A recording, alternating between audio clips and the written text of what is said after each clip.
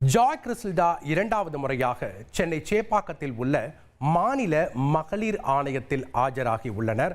இது குறித்த கூடுதல் தகவலை செய்தியாளர் சோலமன் வழங்கிட நாம் கேட்கலாம்.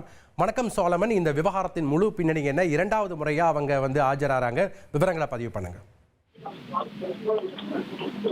திருமணம் செய்து கொண்டு தன்னை கர்ப்பமாக்கி விட்டதாக ஆடை வடிவமைப்பாளரான ஜாய் கிறிஸ்டல்டா ஒரு புகார் ஒன்றை மாதம்பட்டி ரங்கராஜ் மீது காவல் ஆணையர் அலுவலகத்துல கடந்த சில மாதங்களுக்கு முன்னதாக கொடுத்தார்.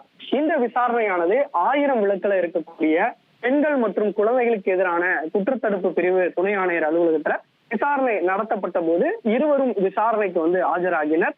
அப்போது அவர்கள் தங்களது விளக்கங்களை அளித்த நிலையில இதன் பின்னர் எந்த விதமான நடவடிக்கையும் போலீசார் தரப்புல எடுக்கப்படவில்லை என ஜாய் கிறிஸ்டல்டா மீண்டும் ஒரு புகாரை மாநில மகளிர் ஆணையத்துல கொடுத்தார். அதே புகாரை அவர் மாநில மகளிர் ஆணையத்துல கொடுத்தார். இந்த மாநில மகளிர் ஆணையம் தரப்புல விசாரணை செய்து இது தொடர்பாக சம்மனும் இருவருக்கும் கடந்த வாரத்துல அளிக்கப்பட்டது. அதன் பேர்லயே இருவரும் அந்த விசாரணைக்காக ஆஜராகினார். அவரிடம் விசாரணையானது மேற்கொள்ளப்பட்டது. தங்களது வாதங்களையும் அவர்கள் முன்வைத்தனர், அந்த ஆதாரங்களையும் அவர்கள் கொடுத்தனர். இந்த நிலையில மீண்டும் இன்று விசாரணைக்கு ஆஜராக வேண்டும் என மாநில மகளிர் ஆணையம் தரப்புல ஒரு சம்மனானது கொடுக்கப்பட்டது.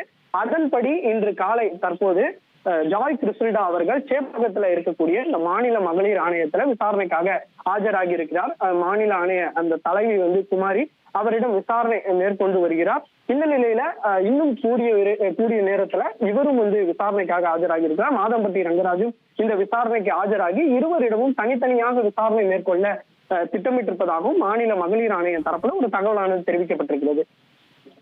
நன்றி சோலமன், உங்களுடைய தகவல்களுக்கு.